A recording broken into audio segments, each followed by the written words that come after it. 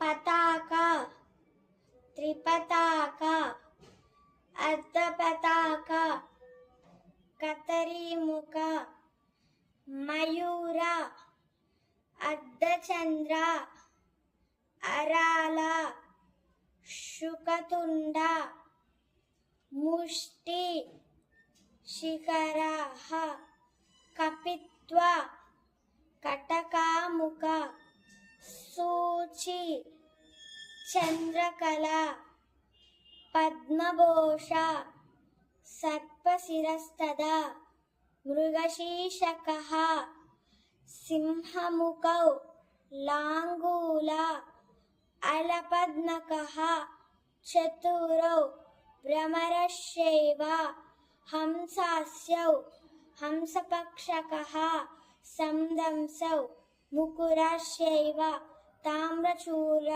త్రిశూలకః.